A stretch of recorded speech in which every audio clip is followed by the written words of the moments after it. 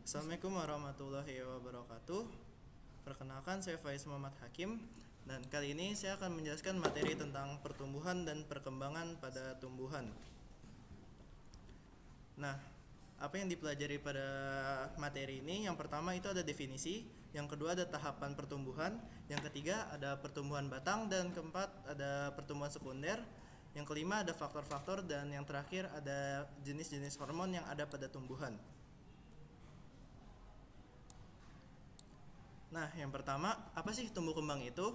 Jadi pertumbuhan itu merupakan pertambahan atau peningkatan jumlah, ukuran, massa, dan volume suatu sel yang bersifat irreversible atau tidak bisa kembali ke bentuk awalnya. Nah, contohnya itu pada pertumbuhan tinggi suatu tumbuhan, yang dimana kalau sudah tumbuhan itu sudah tumbuh tinggi, itu tidak akan kembali menjadi pendek. Nah, selanjutnya perkembangan itu perubahan yang menyertai pertumbuhan untuk menuju tingkat kedewasaan. Nah, ini bersifat reversible alias dapat terjadi berulang-ulang.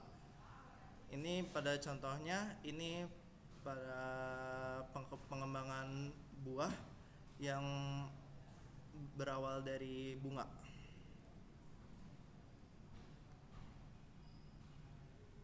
Nah, terus ada tahapan-tahapan. Yang pertama itu ada pembelahan sel. Itu terjadi pertambahan jumlah sel pada pembelahan mitosis di meristem apikal. Itu contohnya ada di sebelah kanan. Lalu yang kedua ada pemanjangan sel, yang terjadi pembesaran sel ditandai dengan membesarnya vakuola. Ini vakuolanya membesar disertai dengan pemanjangannya sel. Nah, yang ketiga itu ada diferensiasi. Diferensiasi itu perubahan struktur dan fungsi jaringan. Yang membentuk tuh yang pertama ada jaringan pelindung epidermis, yang kedua ada jaringan dasar parenkim, yang ketiga ada jaringan penunjang sklerenkim, kolenkim, dan empat itu ada jaringan pembuluh atau xilem phloem.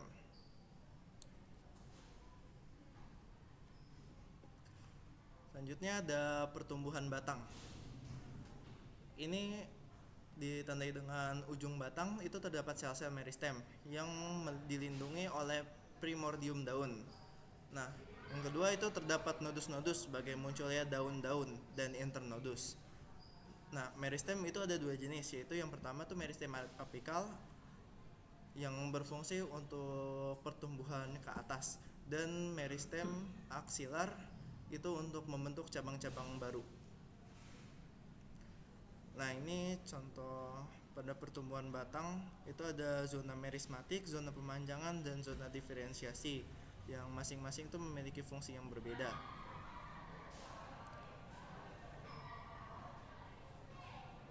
Nah, lanjut itu ada pertumbuhan sekunder. Pertumbuhan yang terjadi setelah pertumbuhan primer, yaitu pertumbuhan ke samping yang bertujuan untuk menebalkan tumbuhan.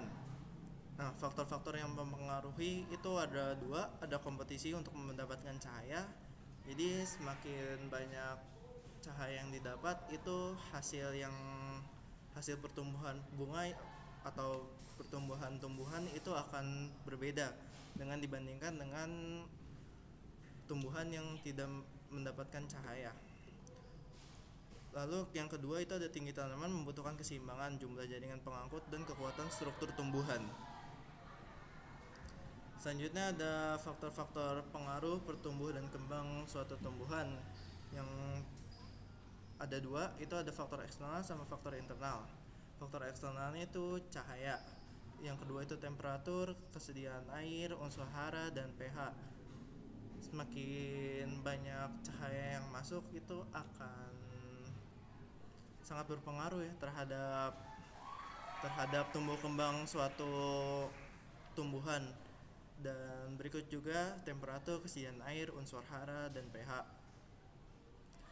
Nah, yang kedua ini ada faktor internal. Faktor internal itu meliputi gen sama hormon pada tumbuhan. Jadi tumbuh kembangnya suatu tumbuhan itu tidak hanya berdasarkan eksternal, yaitu internal juga berpengaruh. terutama gen. Gen itu yang cukup banyak mempengaruhi pada pertumbuhan atau perkembangan tumbuhan, dan hormon juga ikut mempengaruhi. Nah, di sini ada jenis-jenis hormon pada tumbuhan, itu ada 4. Yang pertama itu ada hormon auksin yang berfungsinya untuk perkembangan buah. Dominasi apikal itu pertumbuhan pada ujung pucuk yang dapat menghambat pucuk lateral. Absisi itu tangkai daun kekurangan auksin itu menyebabkan daun gugur. Jadi kalau terjadinya absisi itu menyebabkan daunnya gugur karena kekurangannya auksin. Keempat, pembentukan akar adventif, membentuk akar yang tumbuh ke bawah.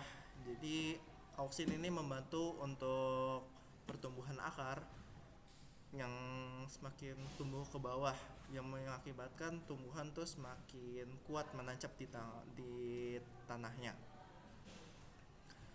Terus untuk yang auksin sebagai perkembangan buah itu contohnya misalkan pada buah mangga, yaitu perkembangan buah mangga dari yang sebelumnya itu dari bunga atau belum berbentuk buah. Nah, hormon auksin itu akan rusak kalau terkena cahaya. Jadi kalau suatu tumbuhan itu terlalu banyak kena cahaya, itu akan merusak hormon auksinnya yang mengakibatkan pertumbuhan tanaman atau pertumbuhan tumbuhan itu akan semakin pesat. Namun untuk kualitas tumbuhannya sendiri itu akan menjadi berkurang, tidak sebaik yang terkena sinar matahari. Nah, hormon yang kedua ada hormon giberelin, itu memacu perpanjangan secara abnormal batang utuh. Nah, lalu ada perkecambahan biji dan mobilisasi cadangan makanan dan dari endosperm untuk pertumbuhan embrio. Selanjutnya ada perkembangan bunga dan buah merangsang pembelahan dan pemanjangan sel. Lalu yang ketiga itu ada hormon sitokinin yang berfungsi untuk memacu pembelahan sel dalam jaringan merismatik, merangsang diferensiasi sel yang dihasilkan dalam meristem, mendorong pertumbuhan tunas samping dan perluasan daun, menunda penuaan daun, merangsang pembentukan pucuk, dan mampu memecah massa istirahat biji. Jadi hormon sitokinin itu simpelnya itu untuk pembelahan sel pada jaringan merismatik yang biasa terdapat pada daun. Nah, yang terakhir itu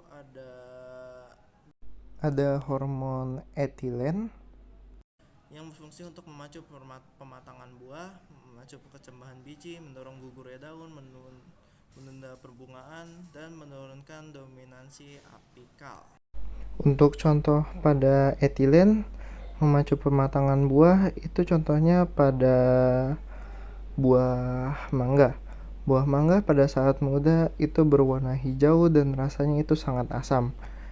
Nah, dengan hormon etilen ini lama-kelamaan buah mangga akan berwarna menjadi kekuningan dan rasanya pun berubah menjadi manis.